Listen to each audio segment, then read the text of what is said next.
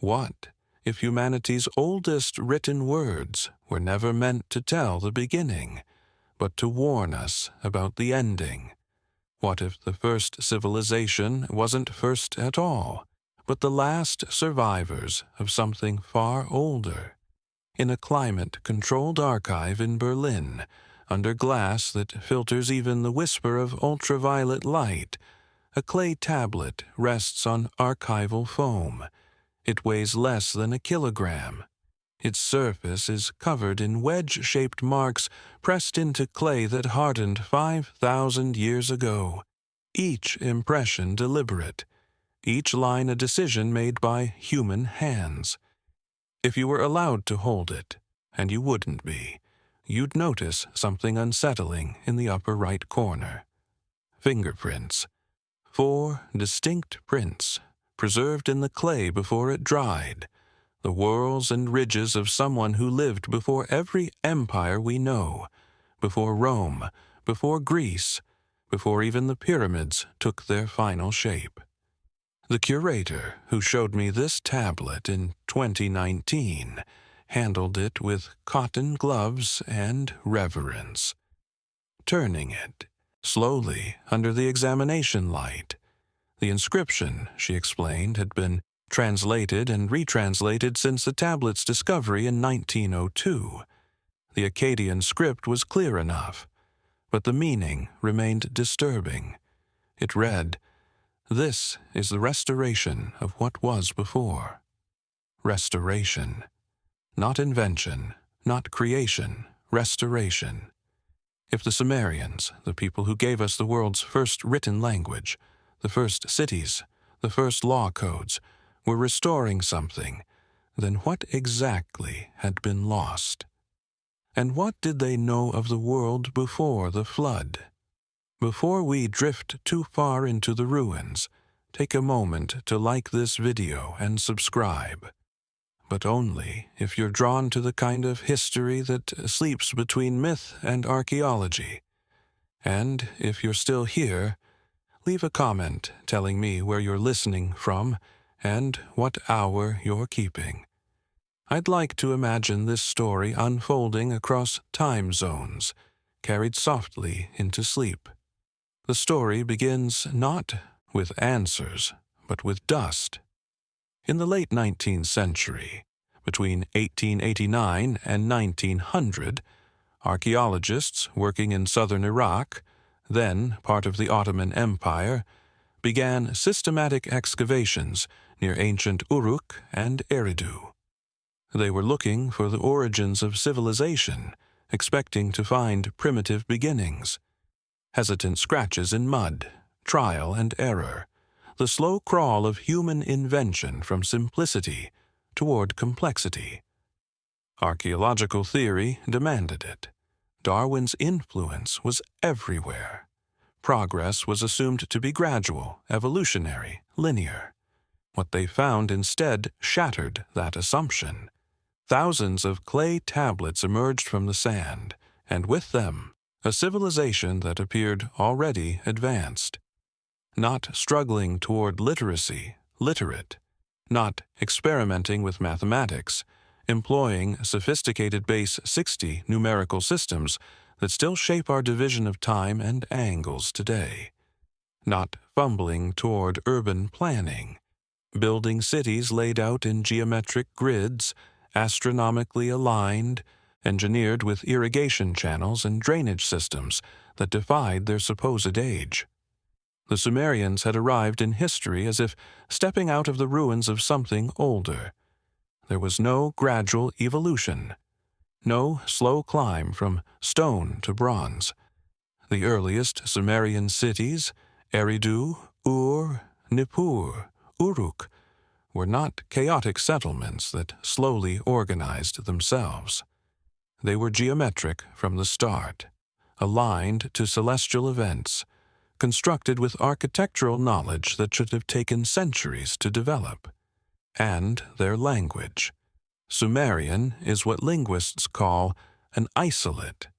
It has no known parent tongue, no linguistic relatives, no evolutionary trail leading back to simpler forms.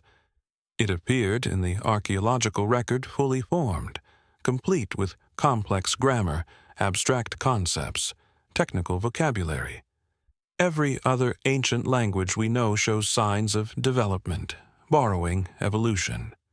Sumerian does not. It stands alone, as if it had been carried from somewhere else and set down, whole in southern Mesopotamia. History prefers slow progress, one tool leading to the next. But Sumer shattered that rhythm. Its precision implied memory, not invention. By 1922, British archaeologist Leonard Woolley had begun excavations at Ur, one of Sumer's greatest cities. He worked methodically, moving through layers of occupation, each stratum representing a different era of habitation. As he dug deeper, the artifacts became older but not simpler. The pottery remained sophisticated. The architecture stayed geometric. The mathematics held steady. Then, at a depth of about 11 feet, everything changed. Woolley found a thick layer of water-laid clay and silt, devoid of artifacts, separating the Sumerian layers above from older materials below. The deposit was clean, uniform, consistent across a wide area. It was not the result of a local flood or seasonal river overflow.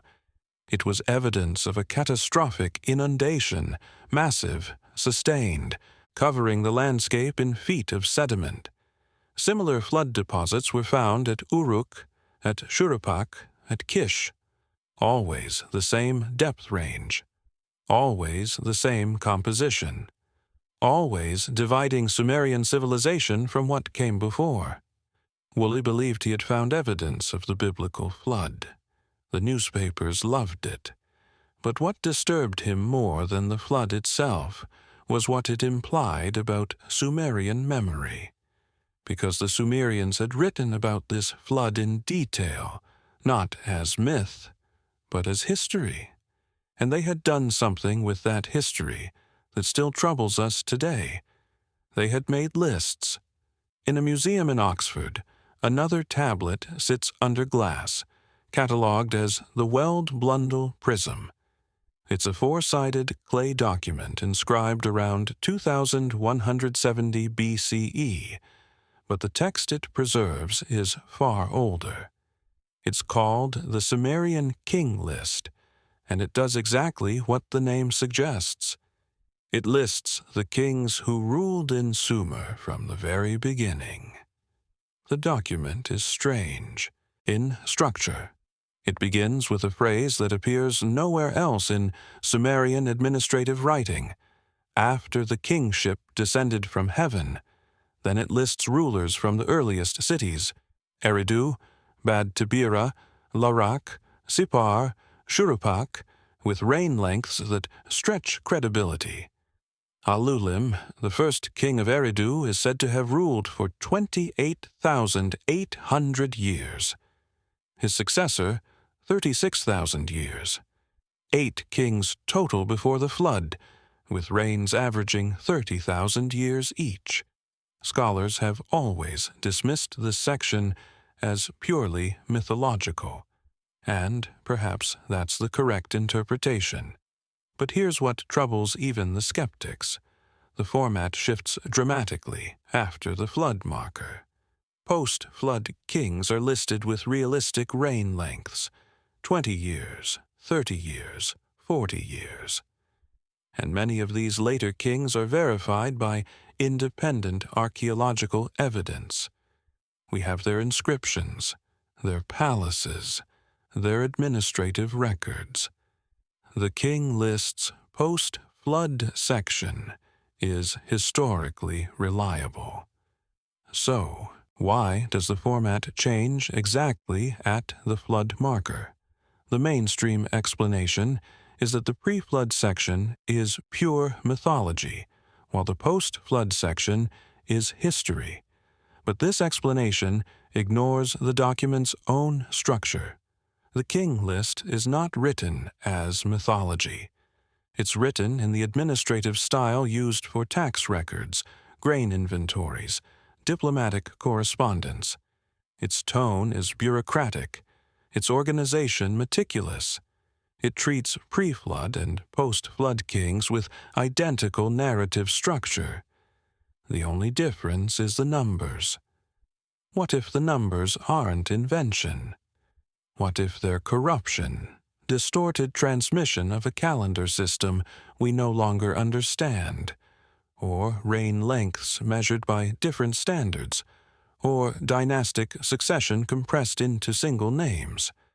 What if the king list is not mythology trying to be history, but history that's been damaged in transmission? And if the king list preserves damaged memory of pre-flood rulers, then the Sumerians were not the first civilization. They were the restoration. In 1946, excavations resumed at Eridu after years of interruption by war. Iraqi and international teams worked together, carefully documenting what they found. Eridu held a special place in Sumerian consciousness. Their own texts called it the first city, the place where kingship first descended from heaven, the dwelling place of Enki, the god of wisdom and water. As the excavators dug down through Eridu's temple precinct, they found not one temple, but 18, built one atop another in succession. Each temple was more sophisticated than expected for its era, and the deeper they went, the stranger it became. The lowest temple, the oldest, was not primitive. Its foundations showed advanced geometric planning. Its orientation was precise, aligned to true north with minimal deviation.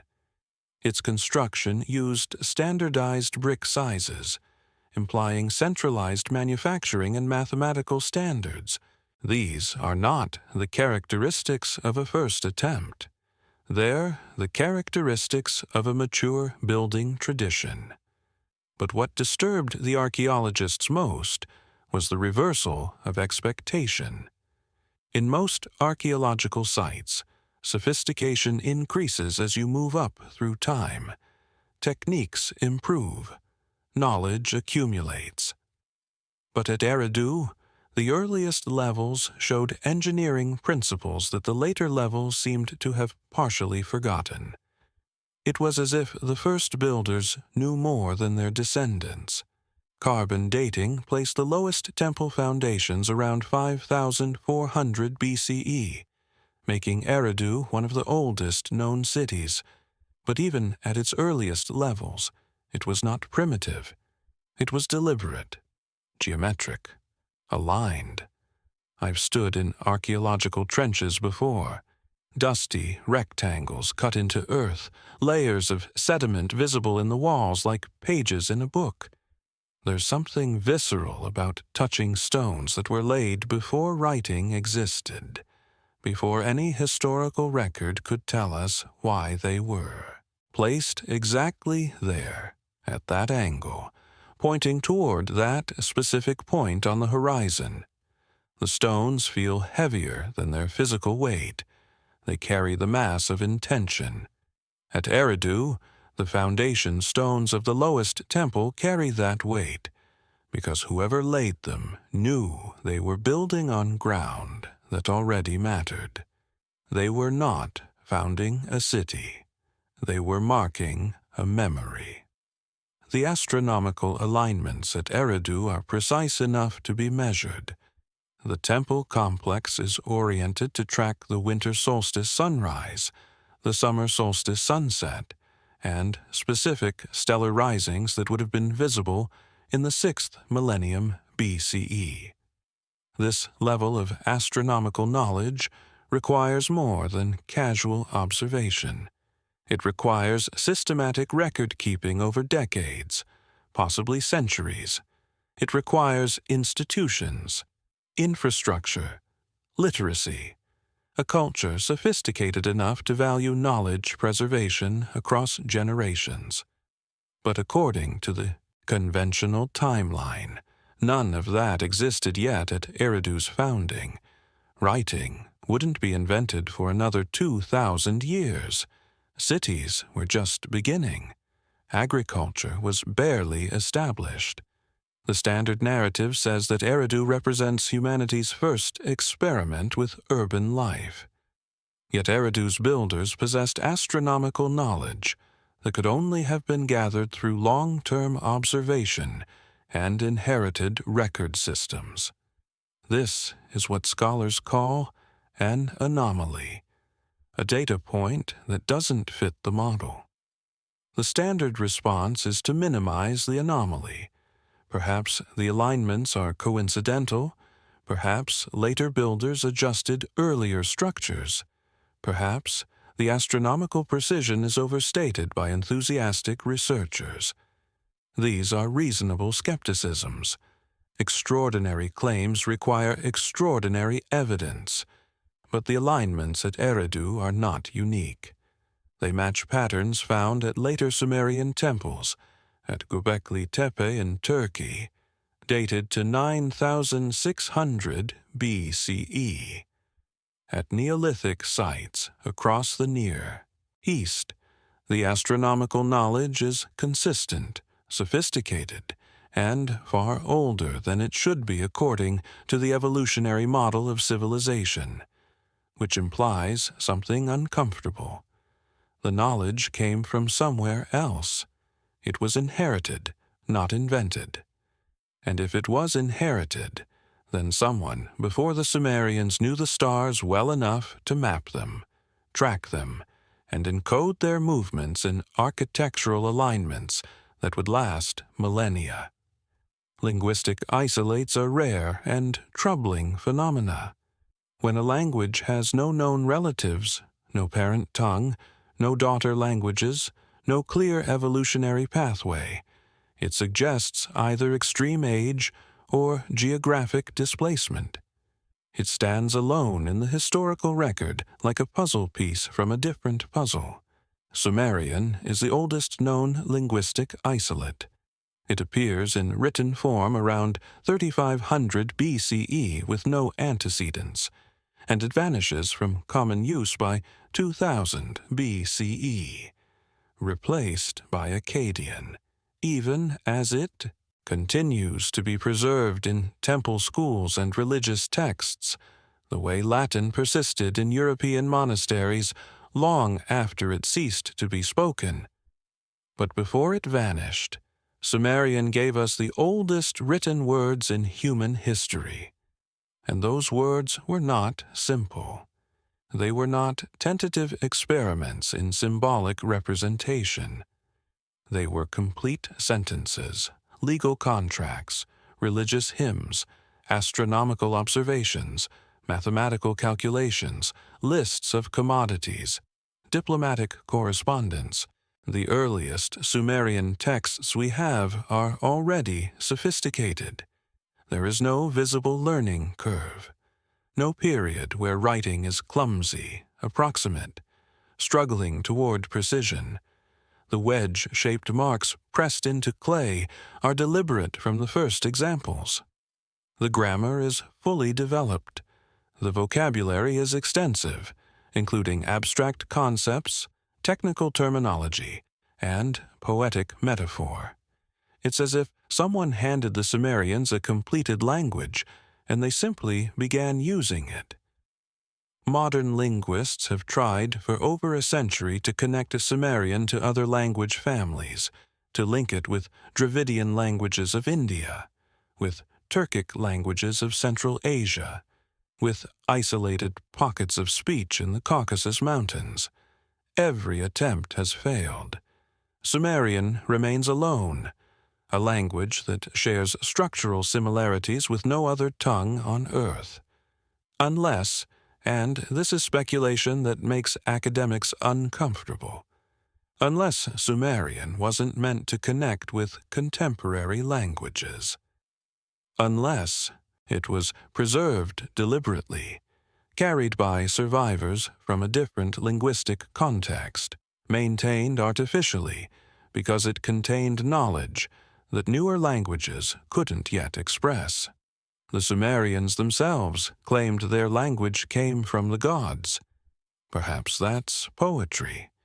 Or perhaps it's the best way they could describe receiving something complete from the past, something they didn't invent but inherited, something that felt divine, because it was too sophisticated for any human community to create from scratch.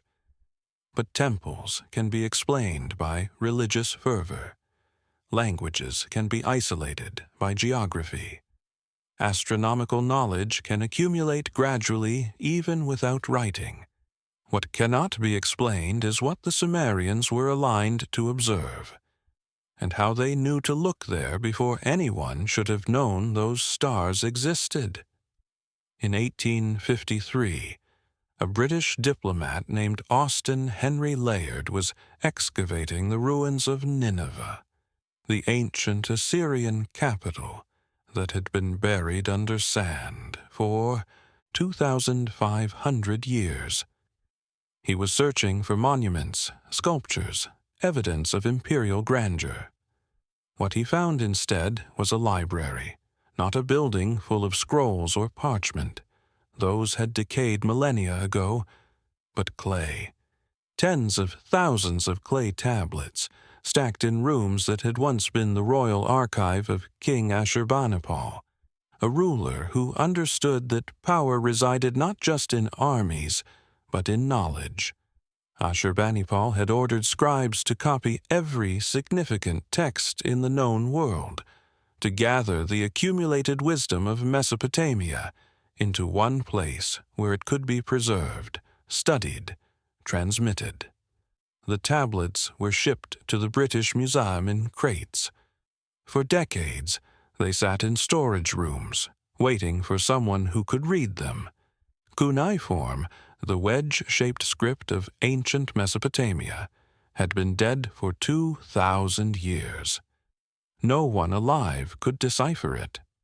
Then, in 1872, a young assistant at the museum named George Smith began working through the Nineveh tablets. He was self-taught, obsessive, brilliant, and in November of that year, while translating a tablet labeled K63 in the museum's catalog system, he encountered something that made him, according to witnesses, jump up from his desk and begin tearing off his clothes in excitement, a Victorian expression of complete astonishment. The tablet contained a flood story. Not just any flood story, but one that paralleled the biblical account of Noah with disturbing precision. A man warned by divine forces, a great boat constructed to specific dimensions, animals brought aboard, a catastrophic deluge that destroys all life, the boat coming to rest on a mountain, birds sent out to test for dry land, a sacrifice of gratitude after survival. But this version was older than the Bible by over 1,000 years. It came from the Epic of Gilgamesh, a Babylonian narrative poem that preserved even older Sumerian traditions. And, unlike the biblical account, which reads as theology, the Mesopotamian version reads like engineering documentation. The flood tablet from Nineveh specifies the boat's dimensions in cubits, 300 long, 50 wide, 30 high, divided into multiple decks. It describes the materials used for waterproofing, bitumen inside and out, applied in layers. It details the loading procedures, the sealing methods, the duration of the rain, the depth of the waters, the geographical markers visible as the waters receded. This is not mythology trying to explain where storms come from. This is architectural memory, preserved across millennia in clay. The tablet that George Smith translated was not the oldest version of the flood story. As cuneiform scholarship advanced through the late 19th and early 20th centuries, older versions surfaced. The story appeared in Sumerian texts predating the Babylonian epic, by 1,000 years. It appeared in Akkadian fragments from the Old Babylonian period. It appeared in lists of antediluvian kings, in temple, foundation inscriptions, in wisdom literature. The Mesopotamian flood was not one story told once. It was a persistent memory, told and retold, copied and recopied, appearing in different contexts and different languages across 3,000 years of written history. And it was always described the same way, as a real event, as something that had actually happened, as a catastrophe so total that it divided history into before and after. The Sumerian version, known as the Eridu Genesis, is fragmentary but explicit. It describes the god Enki warning a king named Ziusudra of the coming deluge. It instructs him to build a boat and save seed of all living things. It describes 7 days and nights of storm. It describes the flood covering the land completely. And then it describes what happened after. The kingship descended from heaven once more, implying it had descended before, implying the flood had interrupted something, and after the waters receded, that something had to be restored. For most of the 20th century, the Mesopotamian flood stories were treated as mythology, culturally significant, literarily interesting, but not historical. Then the geologists got involved. In 1929, Leonard Woolley, the same archaeologist who had excavated Ur, announced that he had found physical evidence of the biblical flood. The 11-foot layer of clean clay separating Sumerian civilization from earlier occupation levels was, he claimed, proof that a massive inundation had occurred exactly as the ancient texts described. The announcement made headlines. But as more flood deposits were found at other sites, Uruk, Kish, Shuruppak, and as the dating techniques improved, a more complex picture emerged. The flood layers were real, but they weren't all from the same flood. They dated to different periods, some around 2900 BCE, others around 3900 BCE, others deeper still. Mesopotamia had experienced multiple catastrophic floods.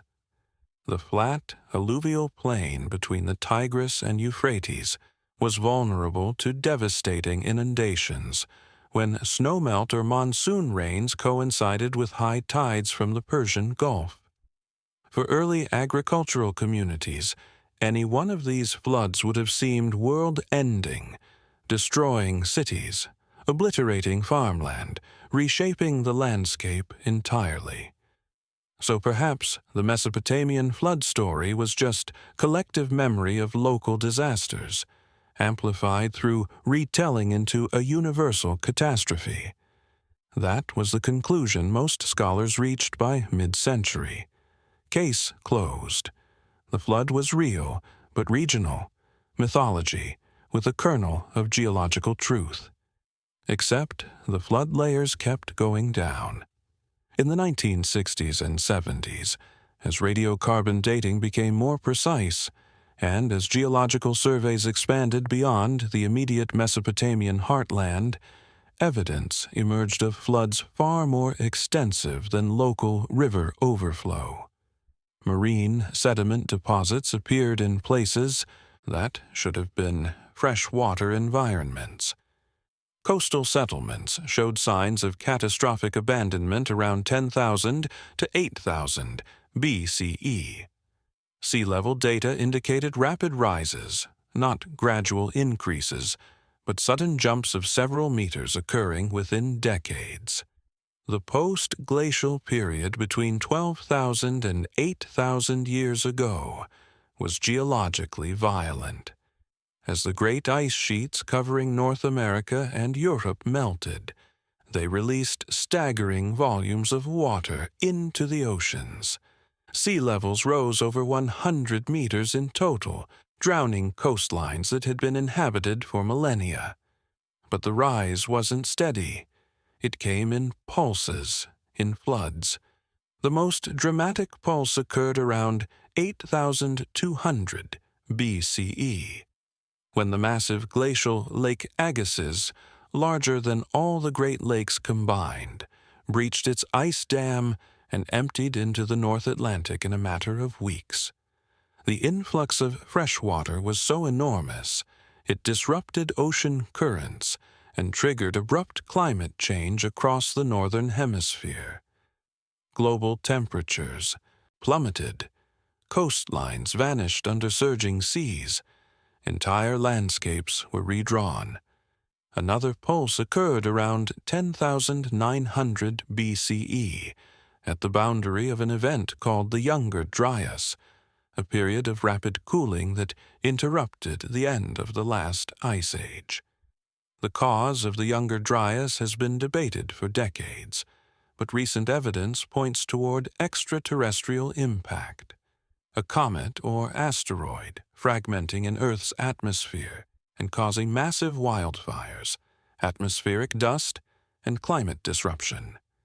The Younger Dryas lasted 1,300 years, 13 centuries of cold, drought, megafaunal extinction, and human population collapse. When it ended, around 9,600 BCE, it ended abruptly. Temperatures rose, ice melted, sea levels surged, and human societies that had survived the cold suddenly faced the floods. The timeline is striking. The Younger Dryas ends around 9,600 BCE. Göbekli Tepe is built around 9,600 BCE.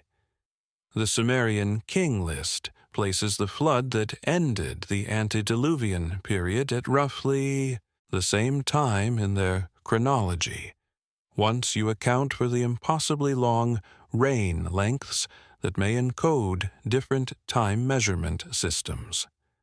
The Mesopotamian flood tradition may not be recording a local river overflow in 2900 BCE.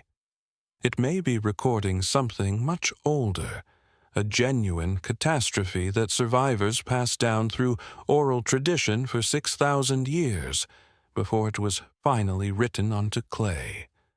There's a tablet in the Berlin archive, not the Restoration tablet, but another one, smaller, less visually impressive. It's catalogued as VAT 8382, discovered at Uruk in the early 1900s. Its content is administrative in format but unsettling in implication. It's a list, not of kings or gods, but of knowledge domains that must be preserved. The tablet is fragmentary, damaged by time, but the sections that survive are explicit.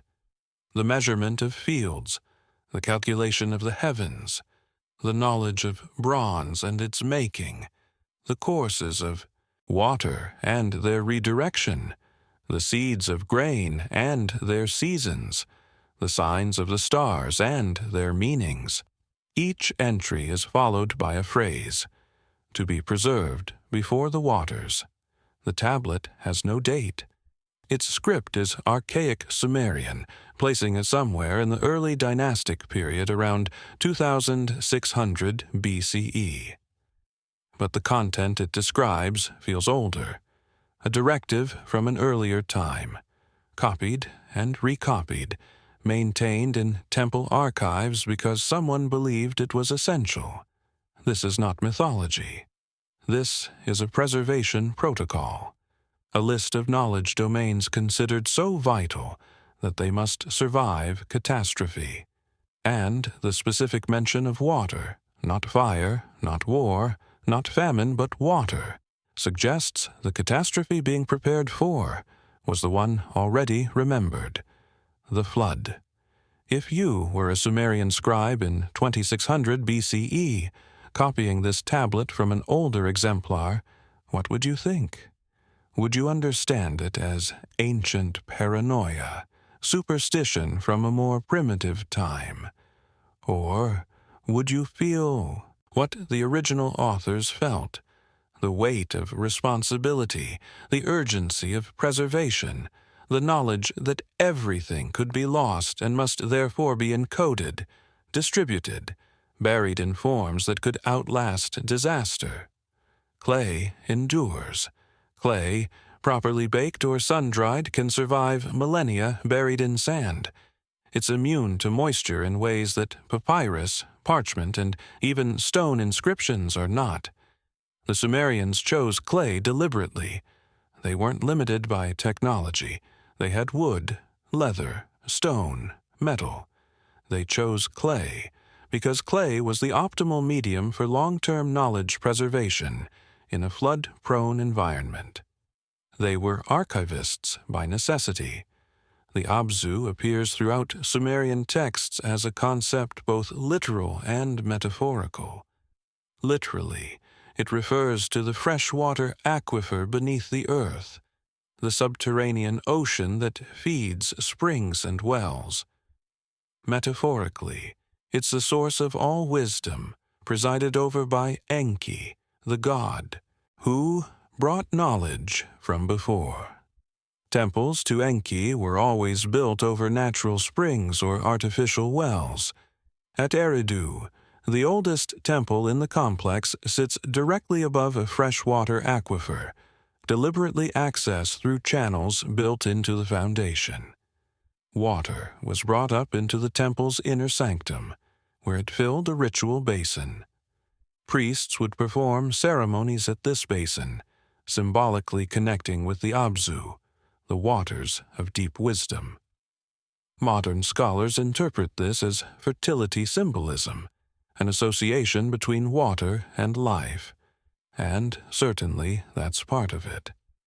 But the specific architectural choices, the precision of the water channels, the engineering required to maintain clean flow without contamination, the astronomical alignments of the temple built above the water source, suggest something more deliberate.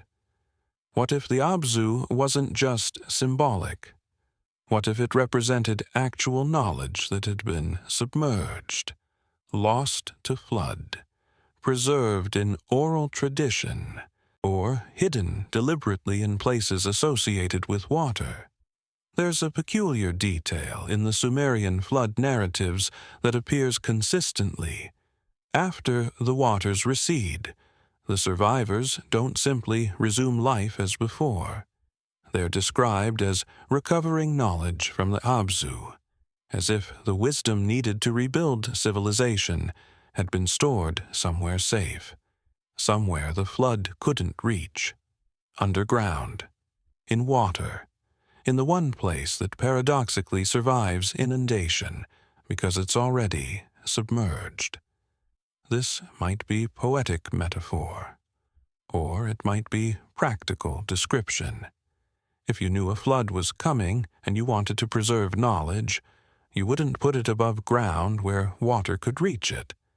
You'd bury it, encase it in waterproof materials, store it in sealed jars sunk in wells or buried in foundations. You'd make the knowledge itself aquatic, designed to survive submersion. The tablets found at Sumerian sites are often discovered in buried deposits, in foundation boxes, in sealed chambers beneath buildings. At the time of their burial, they were already ancient. Older texts copied and recopied, then placed deliberately in locations where future excavators might find them. The Sumerians were not just preserving their own knowledge. They were maintaining an archive that predated them, continuing a tradition of preservation that stretched back to the flood and perhaps beyond.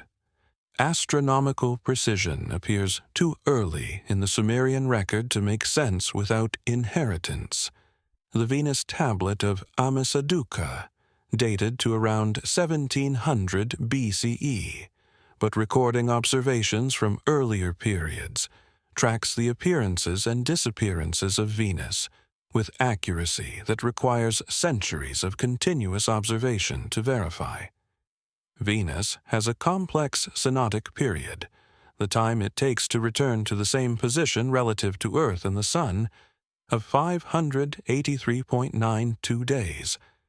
But that cycle doesn't repeat exactly. It precesses. It shifts slightly over decades and centuries. To notice these shifts, to calculate them accurately, to encode them in mathematical tables, requires institutional memory spanning generations. It requires observers recording data night after night, year after year, comparing their observations with inherited records, refining the calculations incrementally. The Sumerians had this. Their astronomical texts demonstrate knowledge of planetary periods, lunar cycles, eclipse predictions, and stellar precession that shouldn't exist yet, according to the standard developmental timeline. Precession, the slow wobble of Earth's axis that causes the stars to appear to shift position over millennia, takes 26,000 years to complete one full cycle. You can't observe precession in a single lifetime, or even in a single century. You need multi-generational records comparing star positions across vast time spans. The Sumerians documented precession. Their temple alignments account for it. Their astronomical texts reference it. But standard chronology gives them only a few centuries of organized observation before these texts appear. The knowledge is too mature, too refined, too precise to be first-generation discovery. It had to come from somewhere else, from records inherited from predecessors who had been observing longer, from a tradition of astronomical record-keeping that predated Sumerian civilization itself. And if astronomical knowledge was inherited, what else was? Remember those temple foundations at Eridu, 18 layers deep, each one geometrically aligned to celestial north. That alignment requires understanding precession, the 26,000-year wobble of Earth's axis. The Sumerians documented this.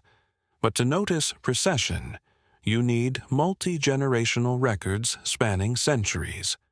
Where did those records come from? The tablets themselves offer an answer. At least, they offer the answer the Sumerians believed. Kingship descended from heaven. Knowledge came from before the flood. We are restoring what was lost, not inventing. Restoring. For 200 years, scholars have tried to explain away this claim, treating it as mythology, as kingship propaganda, as religious poetry, and perhaps that's correct. Perhaps the Sumerians simply wanted to believe their civilization was divinely ordained, and the flood story provided convenient mythology. But what if we take them at their word? Not literally, not gods descending from the sky, but structurally. What if they genuinely believed they were rebuilding something that had existed before? What if their astronomers were working from inherited star charts? What if their architects were following plans preserved from earlier builders? What if their scribes were copying texts they didn't fully understand but maintained because tradition demanded it? Then, the anomalies stop being anomalies. The sophisticated astronomy appears too early because it was inherited, not invented. The architectural precision exists from the start because it was remembered, not discovered. The language appears complete because it was preserved, not evolved. And the restoration tablet in Berlin, the one with the fingerprints, stops being a strange artifact and becomes exactly what it claims to be, evidence of continuity. Proof that someone before the Sumerians knew something worth saving, and that the Sumerians understood their role was not to create civilization, but to resurrect it. But if that's true, if the Sumerians were memory keepers, not originators, then somewhere beneath the flood sediment should lie physical evidence of what they were preserving. And in the past 70 years, we've begun finding it. In 1936, a German archaeologist named Wilhelm König was cataloging artifacts in the Baghdad Museum when he encountered something that didn't fit any known category. It was a clay jar, about 14 centimeters tall, dating to the Parthian period around 200 CE, much later than the Sumerian era we've been discussing, but still ancient by any measure. Inside the jar was a copper cylinder. Inside the cylinder was an iron rod, corroded but intact. The rod was suspended so it didn't touch the copper, held in place by an asphalt seal. König recognized the configuration. It matched, in basic principle, the design of a galvanic cell, what we would call a battery. He wrote a paper proposing exactly that. The Baghdad battery, as it came to be known, was an ancient electrical device. The academic response was immediate and dismissive. Ancient peoples didn't have electricity. They had no use for electricity. The jar must be a ritual object, a storage container, a coincidence of materials that happen to resemble modern technology without actually being technology. Except Koenig's discovery wasn't unique. Multiple examples were found, all with identical construction: clay jar, copper cylinder, iron rod, asphalt seal, all from the same period. All from archaeological contexts that suggested intentional manufacture, not accidental assembly. In the 1970s, researchers at General Electric built replicas using the same materials and configurations. When filled with an acidic solution, vinegar, wine, citrus juice, all available to ancient cultures, the devices produced between 1.5 and 2 volts of electricity. Not enough to power anything substantial by modern standards, but enough to electroplate jewelry, to produce localized heating, to create small electrical fields. The mainstream position remains skeptical, and rightly so. Extraordinary claims require extraordinary evidence, and a few clay jars don't prove the ancient world had electrical engineering. The devices could be ritual objects that happen to generate small voltages as a side effect. Correlation doesn't mean causation. Ancient technology requires ancient knowledge, and we have no texts describing electricity, no teaching manuals, no theoretical frameworks. But here's what troubles the careful observer. If these are ritual objects, why are they so standardized? Why the same materials, the same configuration, the same construction across multiple examples? Ritual objects tend to vary. Each craftsman adds their own touches. Each temple has its own traditions. Functional tools, on the other hand, standardize. When something works, you replicate it exactly. The Baghdad battery remains unexplained, not confirmed as technology, but not definitively dismissed either. It sits in that uncomfortable space where the evidence is suggestive but insufficient, where conventional explanations feel incomplete, but alternative explanations lack proof. It's an anomaly, and anomalies, when they accumulate, begin to suggest pattern. In 1900, Greek sponge divers working off the coast of Antikythera discovered a shipwreck. Among the amphorae and bronze statues, they found something that made no sense. A corroded lump of bronze gears, calcified by centuries, underwater, barely recognizable as mechanism. It took decades to understand what they'd found. X-ray imaging in the 1970s revealed the internal structure. Over 30 bronze gears, meshed in precise ratios, mounted on a framework that allowed them to rotate in relationship to each other. It was a computing device, an analog calculator designed to predict astronomical positions and eclipses with extraordinary accuracy.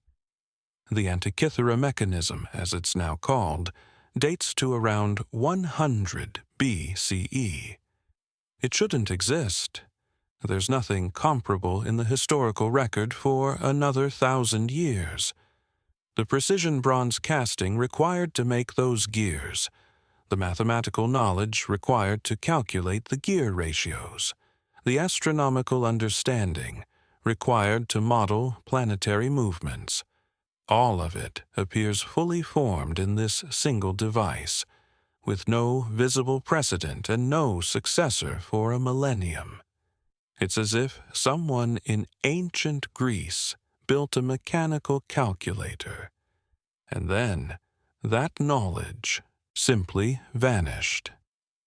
Modern reconstructions have shown that the mechanism could predict the positions of the sun, moon, and planets, could calculate eclipse cycles using the Saros period, 223 lunar months, and could track the 4-year cycle of the ancient Olympic Games. It incorporated corrections for the moon's elliptical orbit, a level of astronomical sophistication that wouldn't appear in European astronomy until Kepler in the 17th century. The device is unsigned, undocumented, and unprecedented. We don't know who built it. We don't know where the knowledge came from. We don't know if it was unique or one example of a lost tradition of mechanical computing. What we do know is that it exists, that it worked, that someone 2,100 years ago possessed knowledge and technical skill that seems to have no foundation in the centuries before and no continuation in the centuries after. It appears in history the same way Sumerian civilization appears, already sophisticated, already complete, as if stepping out of the ruins of something older. In 1994, a German archaeologist named Klaus Schmidt began excavating a site in southeastern Turkey called Göbekli Tepe. The name means Potbelly Hill in Turkish, a mundane name for what turned out to be the most disturbing archaeological discovery of the 20th century. Göbekli Tepe is a complex of megalithic stone circles, carved pillars arranged in rings, each pillar weighing up to 10 tons. The pillars are decorated with relief carvings of animals, foxes, lions, snakes, scorpions, birds, rendered with artistic skill that rivals anything from later civilizations. The circles are oriented to specific astronomical events, particularly the rise of Sirius and the belt stars of Orion. This alone would be remarkable. But what makes Göbekli Tepe disturbing is its age. Carbon dating places the construction of the oldest circles at 9,600 BCE, 11,600 years ago. This is not Bronze Age, not even Neolithic in the traditional sense. This is pre-agriculture, pre-pottery, pre-permanent settlement. According to standard chronology, the people who built Göbekli Tepe were hunter-gatherers, living in small mobile bands, possessing only stone tools and basic survival skills. Yet they quarried 10-ton limestone pillars, transported them up a hillside, carved them with precision tools, and arranged them in astronomically aligned circles that demonstrate understanding of geometry, surveying, and celestial mechanics. And then, Around 8000 BCE they buried it, deliberately, carefully, filled the entire complex with soil and debris, covering the pillars completely, preserving them underground for 10,000 years. Klaus Schmidt spent 2 decades excavating Göbekli Tepe before his death in 2014. He was cautious in his interpretations, but he could not escape the implications of what he found. In his published works, he described Göbekli Tepe not as a settlement, but as a pilgrimage center. Place where knowledge was kept, ceremonies performed, traditions maintained. A place that predated the agricultural revolution, but required the social organization and technical skill that agriculture was supposed to create. He called it a temple. But temples serve gods, and we have no evidence of religious belief at that time depth. Perhaps it's better to call it what the Sumerians would have called it, an archive. A place where knowledge was stored in the only permanent medium available before clay tablets, stone. The site is massive. Excavations have revealed only about 5% of the complex. Ground-penetrating radar suggests at least 20 more circles remain buried. And Göbekli Tepe is not unique. Similar sites have been found across the region, all dating to the same period, all showing the same sophisticated construction, all deliberately buried around 8000 BCE. What was happening in the 10th millennium, BCE, that required building stone monuments and then preserving them underground? What knowledge was being encoded in megalithic alignments and animal symbolism? And why does the construction technique at Göbekli Tepe show no learning curve, no evolutionary development, just sudden appearance of mature building traditions? The parallel to Sumer is exact. Civilization appearing already advanced, knowledge appearing already complete. As if the builders were not inventing but remembering. Bronze is an alloy of copper and tin, typically in a ratio of 90% copper to 10% tin. This ratio is not intuitive. If you're experimenting with metals for the first time, you might try mixing copper with various other materials, iron, lead, zinc, arsenic. You'd get different results, some useful, some not. It would take generations of trial and error to discover that tin, specifically, in that specific proportion, produces a metal superior to pure copper, harder, more durable, easier to cast. Except the earliest Sumerian bronze shows no experimental phase. It appears in the archaeological record at near-optimal ratios immediately. The metallurgical knowledge is mature from the start. Moreover, tin is rare. It doesn't occur naturally near Mesopotamia.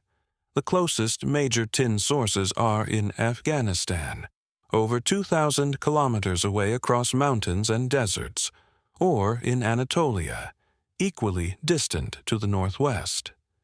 To produce bronze, the Sumerians needed extensive trade networks from the very beginning of their civilization, networks that could transport heavy metals across vast distances, maintain regular supply chains, and guarantee quality control.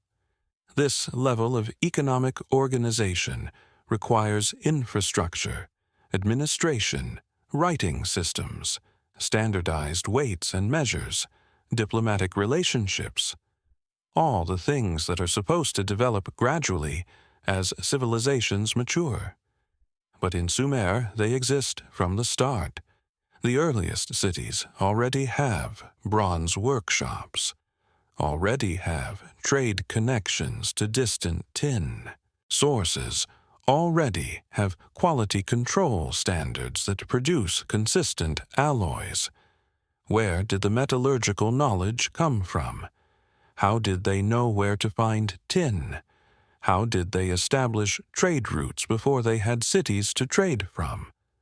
The standard explanation is that we simply haven't found the earlier developmental phases, that somewhere in the unexcavated regions of the Near East there must be Proto-Sumerian sites showing the slow development of bronze technology.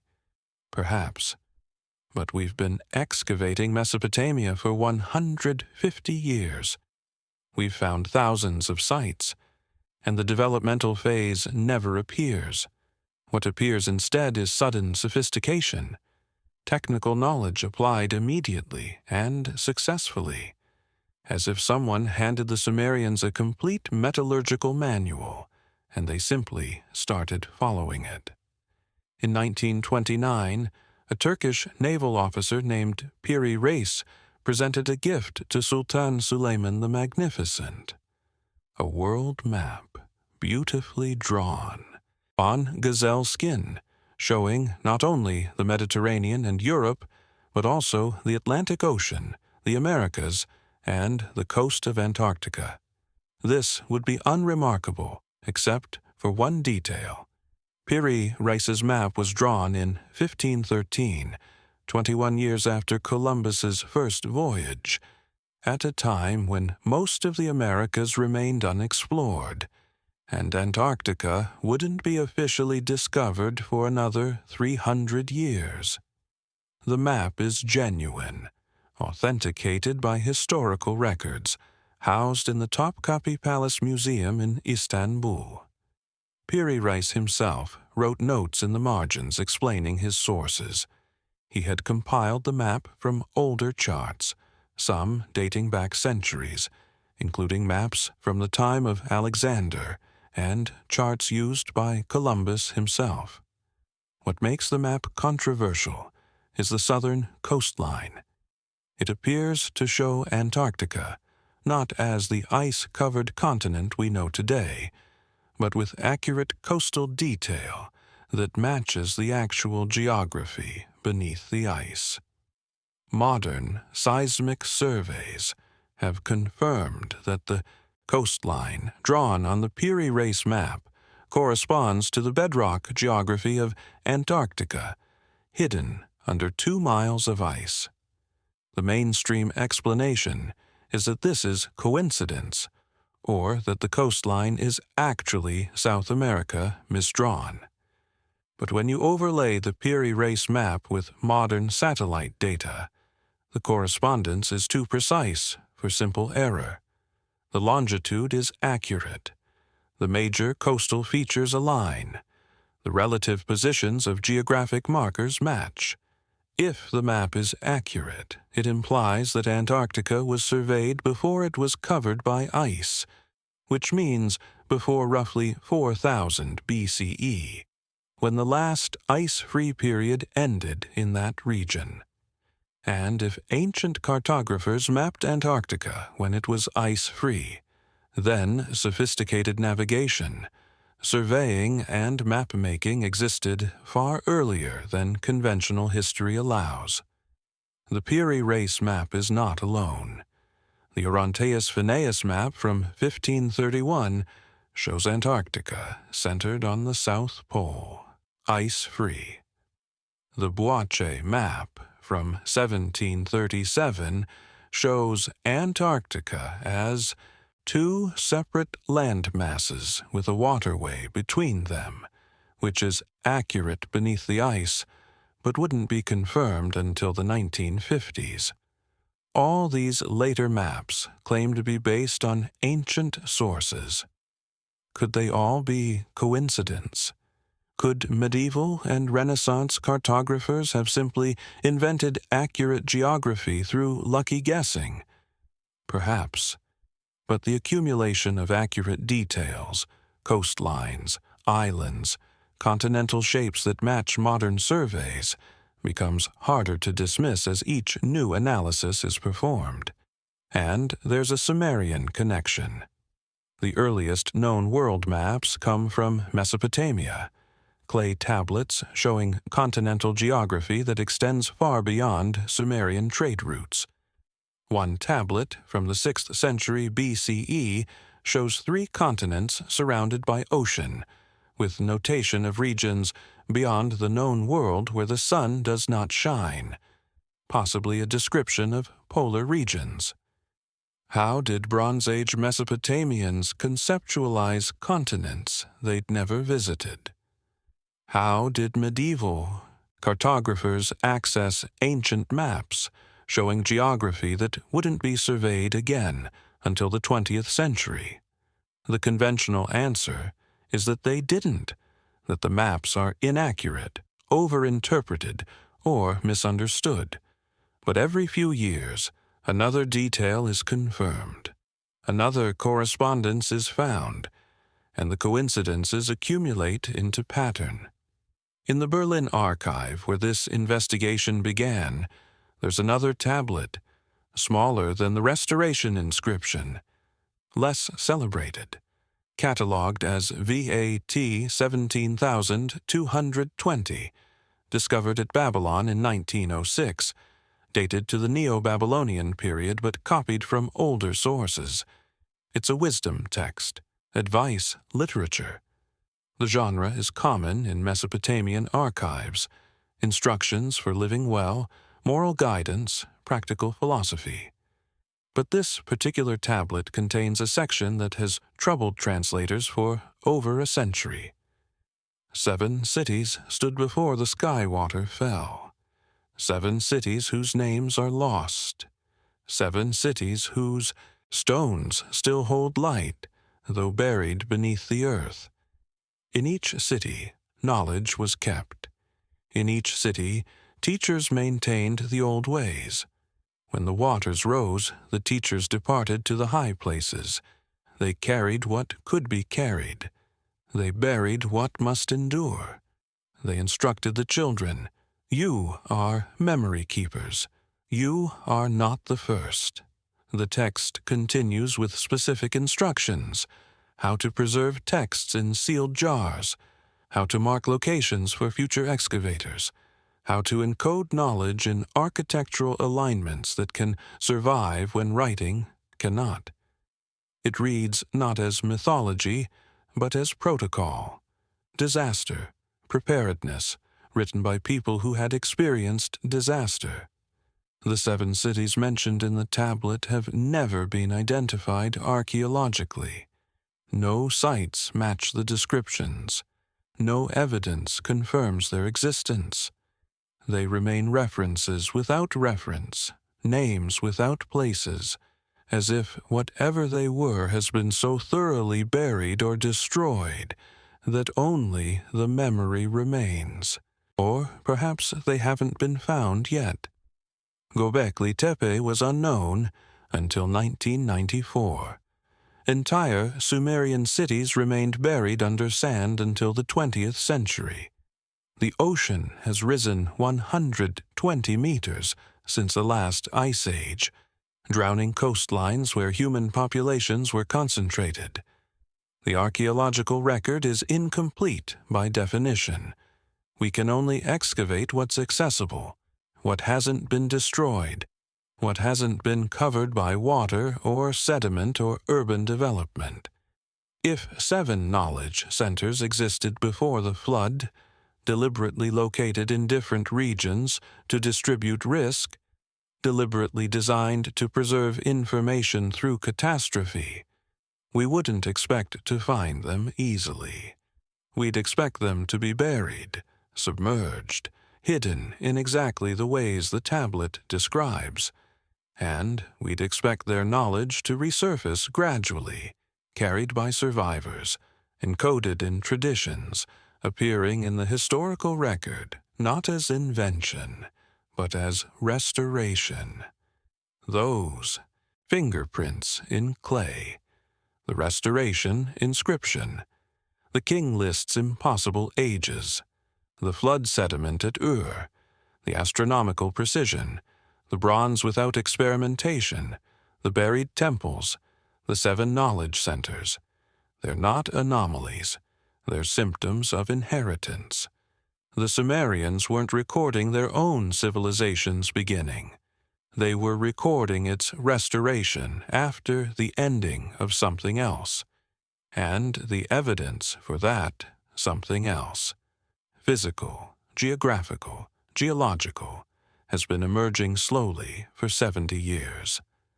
Submerged structures off the coast of India, dated to 7,500 BCE. Megalithic complexes in Turkey, deliberately buried 10,000 years ago. Flood layers in Mesopotamia that predate Sumerian civilization by millennia. Maps showing geography that shouldn't be known. Technology appearing too sophisticated for its era. Each piece of evidence is ambiguous on its own, but together they sketch the outline of something that existed before, something sophisticated enough to produce knowledge worth preserving, extensive enough to leave traces across multiple continents, catastrophic enough in its ending that survival itself required deliberate planning. The Sumerians called it the time before the flood. They claimed to be restoring what was lost. For 2 centuries, we've dismissed that claim as mythology. But what if we've been reading it wrong? What if the mythology isn't in their claim of restoration, but in our assumption that we're the first civilization to reach this level of sophistication?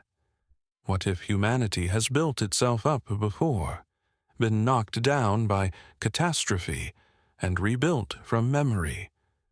What if the knowledge encoded in Sumerian star charts, bronze ratios, astronomical alignments, and clay archives isn't invention at all, but the precious remainder of something that almost died completely? And if that's true, then the question isn't just what came before. The question is, what happened to it?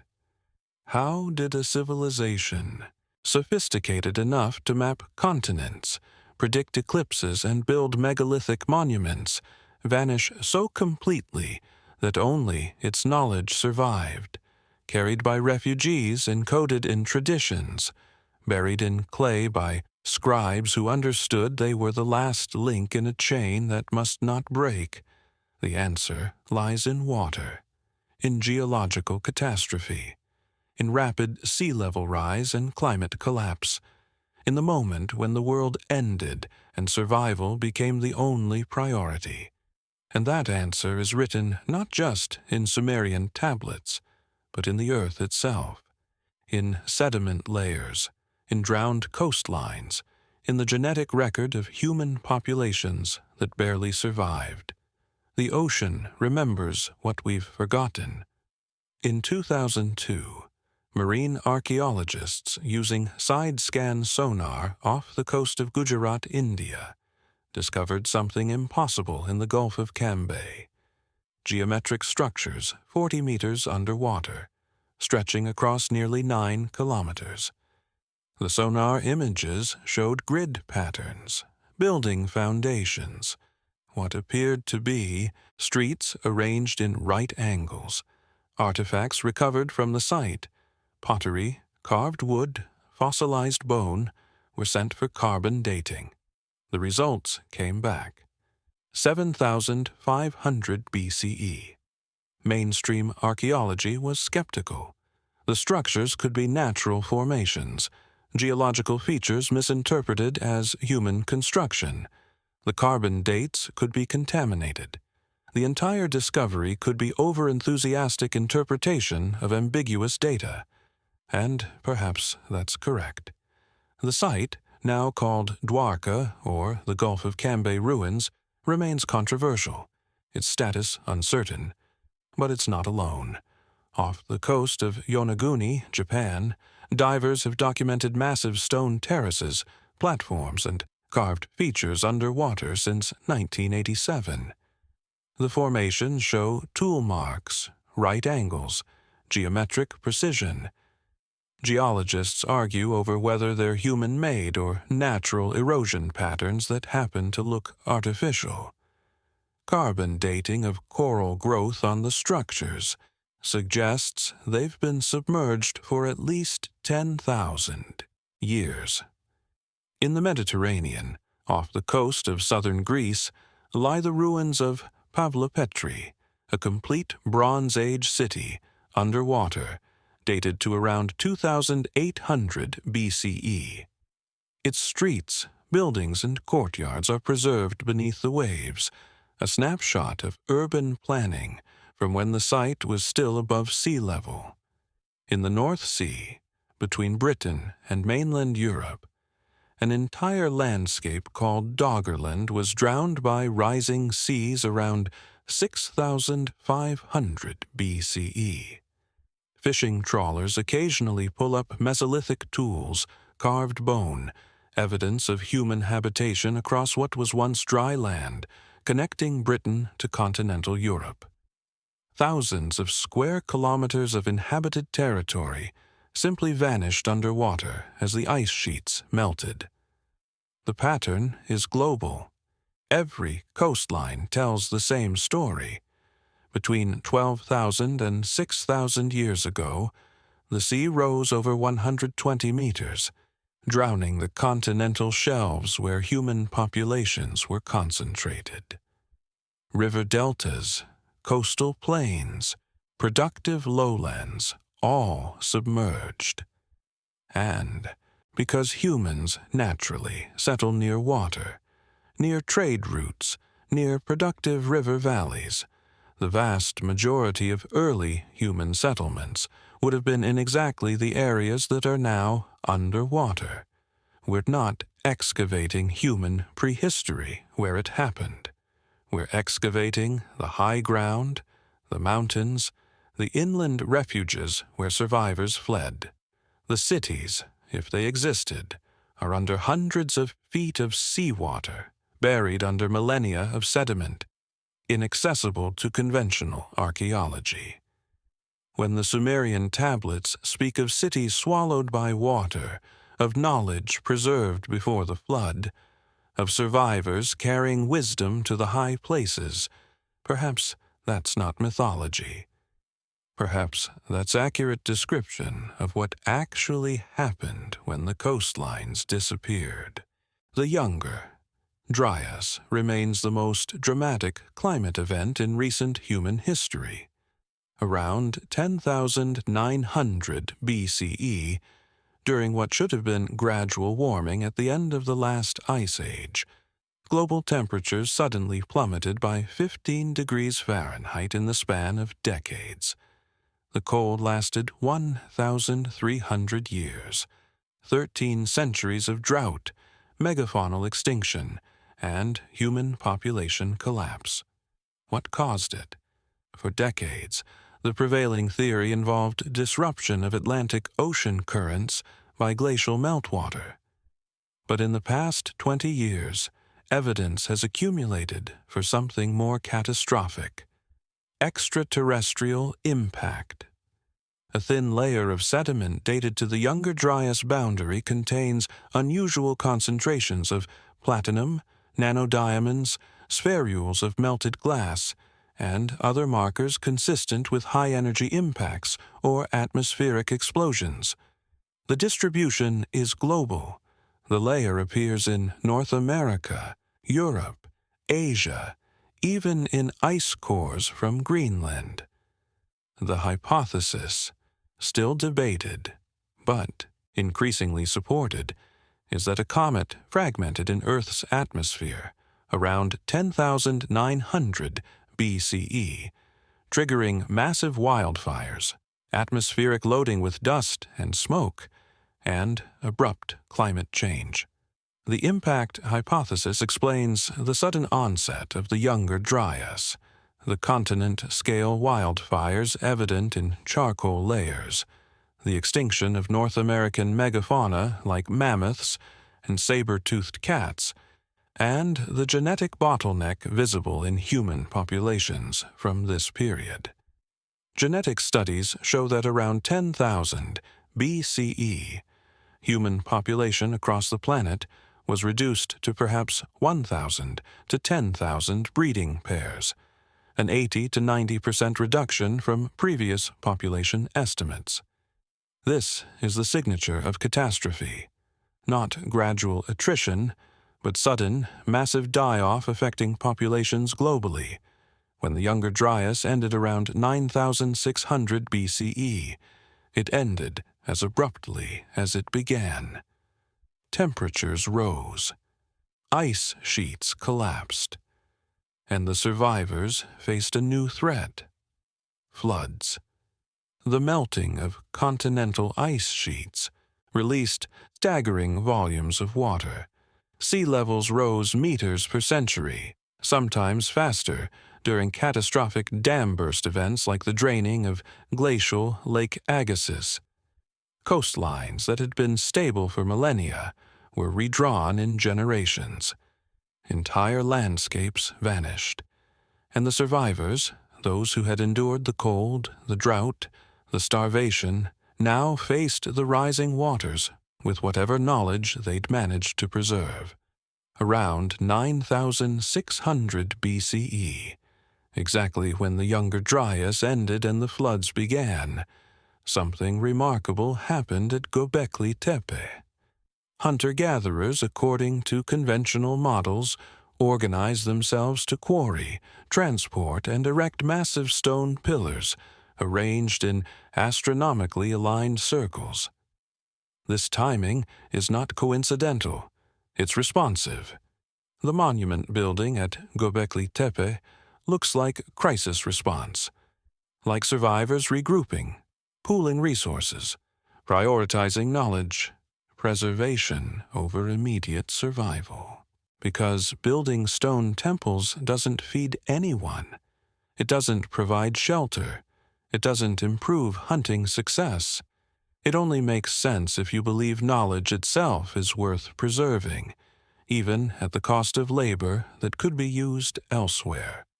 Göbekli Tepe wasn't the only response. Across the Near East and Mediterranean, similar megalithic sites appear in the 10th and 9th millennia BCE. Karahan Tepe, Navali Chori, Çatalhöyük all show sophisticated planning, all demonstrate astronomical knowledge, all contain carved symbolism that suggests transmission of specific information. And then, around 8,000 BCE, they were buried. Deliberately, carefully. Göbekli Tepe was filled with debris and soil, covering the pillars completely, preserving them under protective layers of earth. The same happened at several other sites. It's as if the builders knew these monuments needed to survive, but also knew they were leaving, that the knowledge centers couldn't be maintained, and the next best option was to seal them, preserve them, and hope future generations would rediscover them. This is the pattern the Sumerians described: knowledge kept in distributed centers, buried when necessary, maintained by memory keepers who understood they were links in a chain. By 8,000 BCE, agriculture was spreading across the Fertile Crescent. Permanent settlements were forming.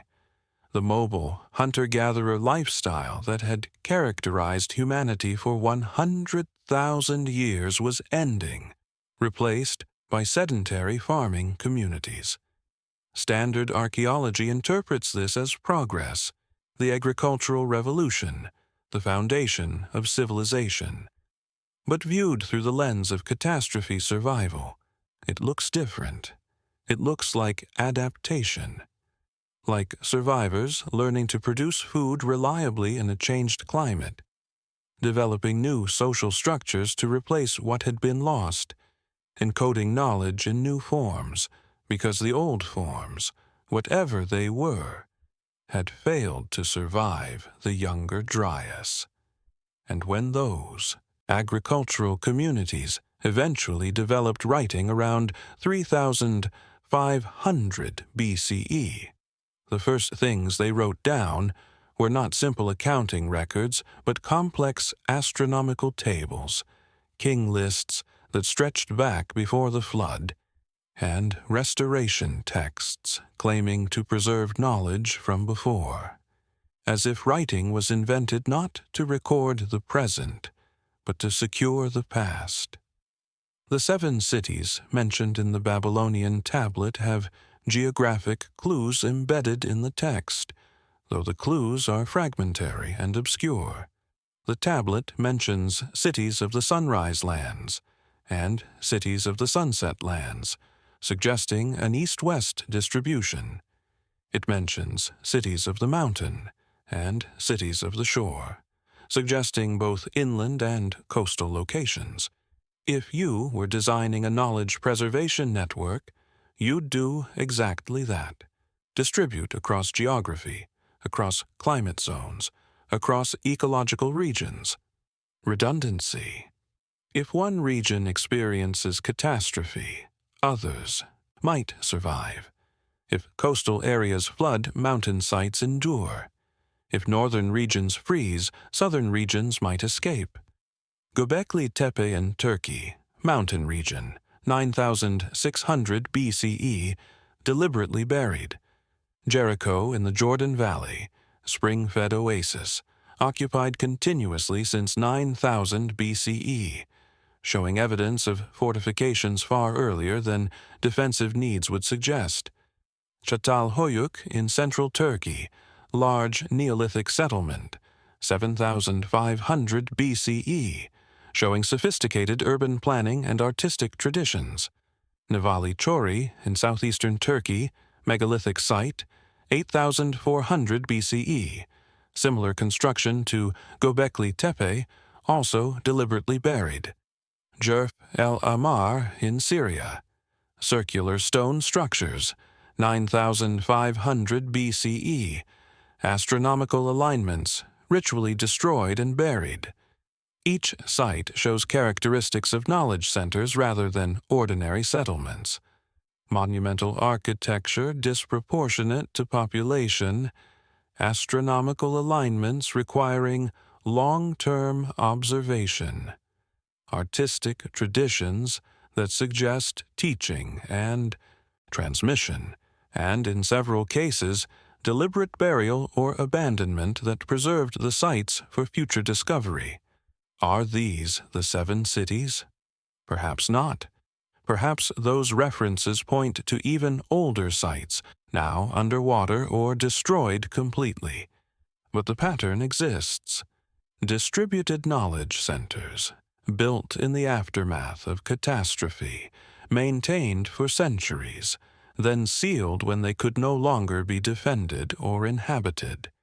And the knowledge preserved at these sites, astronomical, architectural, mathematical, reappears in Sumerian civilization as if inherited intact. In 2015, excavations at Eridu reached the lowest occupation layers, beneath the 18th temple foundation, beneath the levels that had been explored in previous decades. The team was looking for virgin soil, the geological layer that would represent ground before any human construction. What they found instead were foundation deposits, sealed chambers containing artifacts that predated the temple above them by centuries. The deposits contained unusual items, bronze implements with metallurgical sophistication ahead of their supposed era, ceramics with decorative patterns that wouldn't appear elsewhere in Mesopotamia for another 1,000 years, small carved stones with astronomical symbols, and clay tablets so archaic their script was barely recognizable as proto-cuneiform. One tablet from these deposits was legible enough to translate. It contained a single sentence, repeated 3 times. We build upon what was built before. We restore what was destroyed. We remember what must not be forgotten.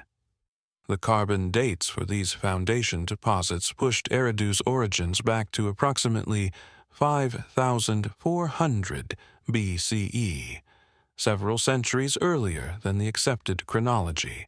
and significantly closer to the end of the post-Younger Dryas flooding period. Eridu wasn't the first city, but it was built on ground that was already sacred, already significant, already marked by earlier occupation that left too few traces to constitute a full settlement, but enough to show intentional use.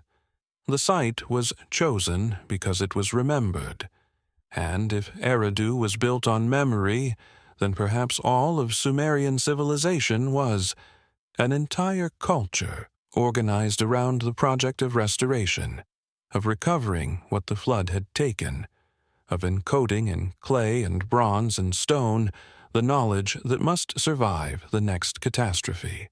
Imagine if our civilization collapsed today, not through war or political failure, but through natural catastrophe, supervolcano, asteroid impact, magnetic pole reversal, something that disrupted infrastructure globally and reduced human population to scattered survivors.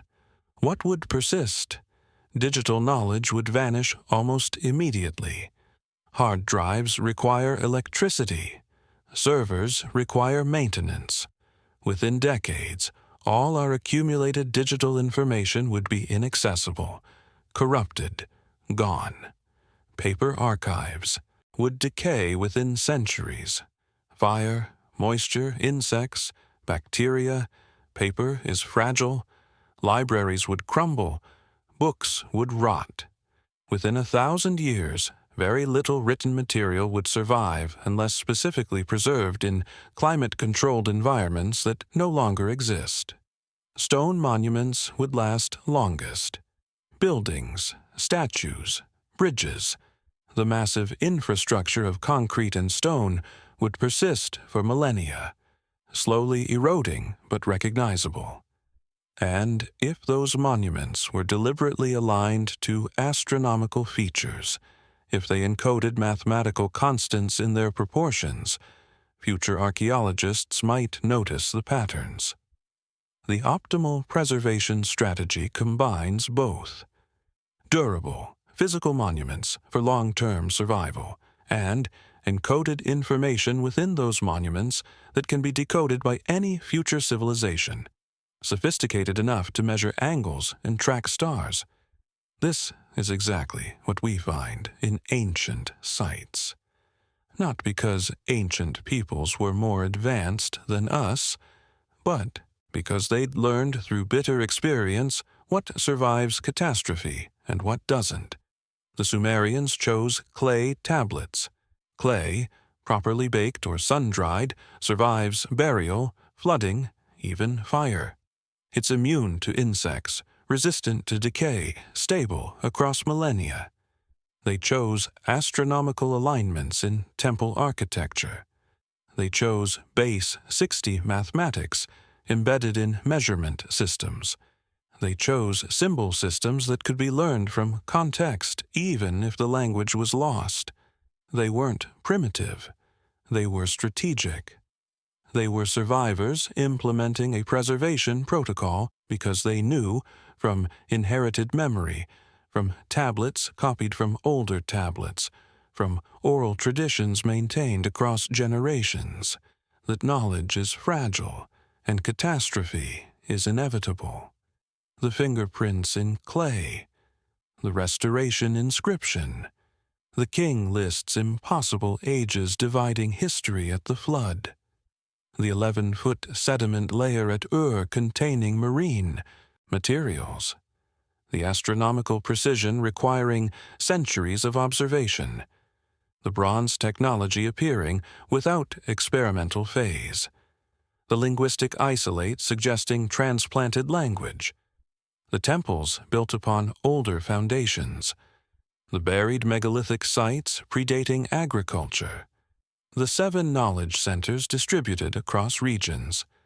The genetic bottleneck around 10,000 BCE. The coastlines drowned by rising seas. The tablets instructing survivors to preserve and restore. They're not anomalies. They're evidence of continuity, broken, damaged, nearly lost continuity, but continuity nonetheless. The Sumerians were not the first civilization. They were the memory keepers of the last one. They inherited knowledge from survivors of the Younger Dryas catastrophe, survivors who had themselves inherited remnants of whatever existed before. They encoded that knowledge in forms designed to outlast disaster. They built on sites already sacred because already remembered. They copied tablets from older tablets, maintaining an archive that stretched back before the flood and perhaps before the cold. And they understood something we've forgotten, that we are not the first, and we will not be the last. That knowledge must be preserved because it will be needed again. That memory keeping is not optional, but essential. That civilization is always one catastrophe away from collapse, and the only insurance is redundancy. Copies, backups, multiple preservation methods, distributed archives, knowledge encoded in forms that can survive when everything else fails. The restoration tablet in Berlin is not unique. It's one of dozens. Each Sumerian city maintained copies.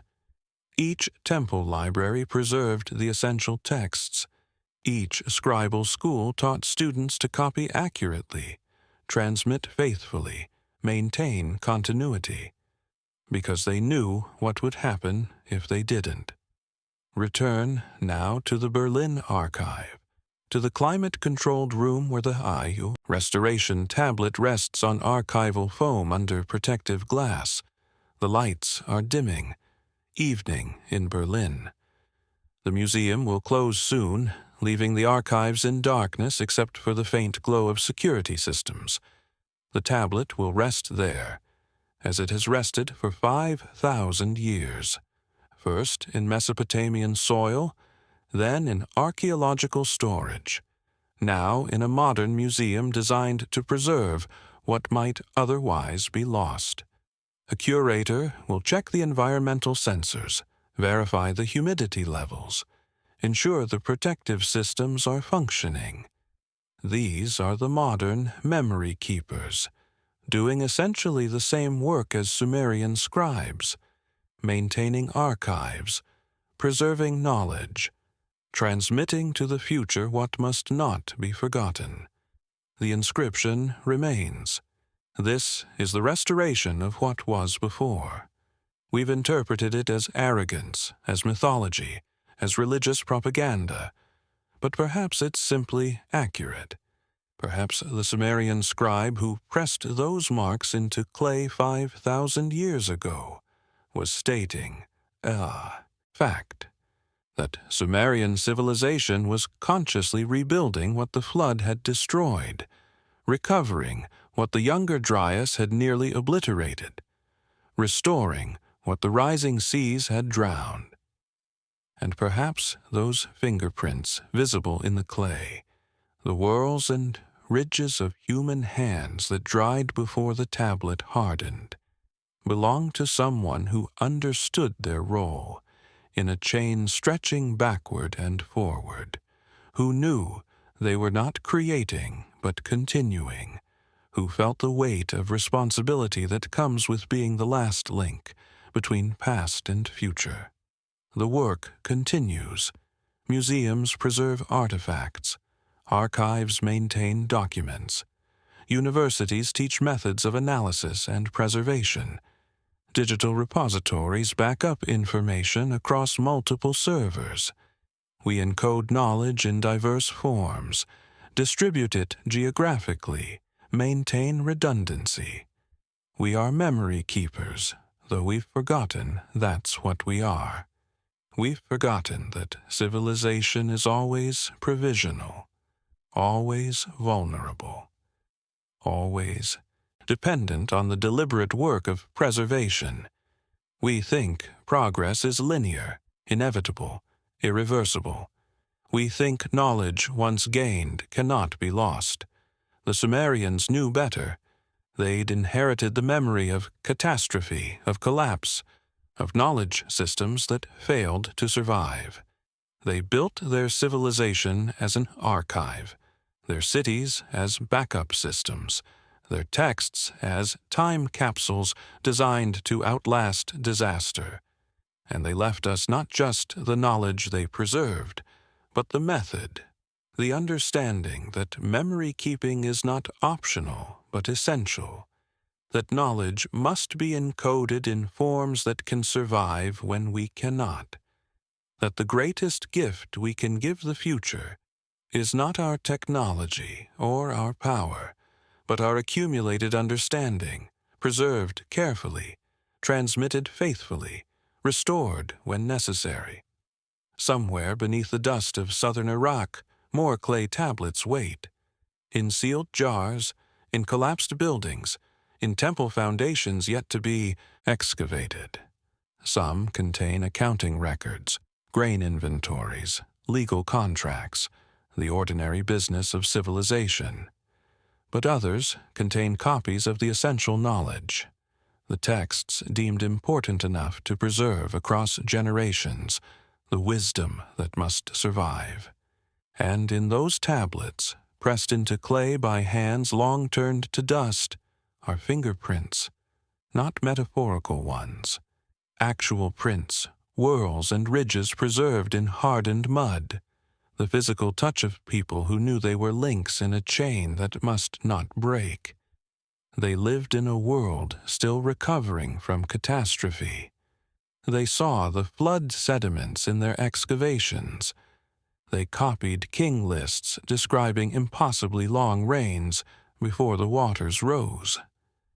They maintained astronomical records inherited from predecessors whose names were lost. They worked bronze using techniques they hadn't invented. They aligned temples to stars whose significance they'd been taught but hadn't discovered. They wrote in a language with no parent tongue, spoke in isolation, preserved in clay what others might have kept in more fragile forms. They were the memory keepers. They were not the first. And they knew, because their tablets told them, because their traditions preserved it, because their entire civilization was organized around this understanding. They knew that someday, after they were gone, someone would find their archives, read their inscriptions, see their fingerprints, and remember that we are not the first experiment, that knowledge once gained can be lost, that the next survivors will need markers, in clay, in stone, in mathematical constants embedded in measurement systems, to rebuild. That memory-keeping is the essential work. That restoration is always possible. That what was before can be again, if we preserve it carefully, transmit it faithfully, and recognize our role as links between the past and whatever comes after.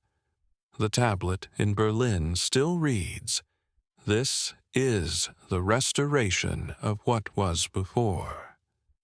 And somewhere beneath the earth, more fingerprints wait in clay, pressed by hands that knew the ending, trying to prepare for another beginning.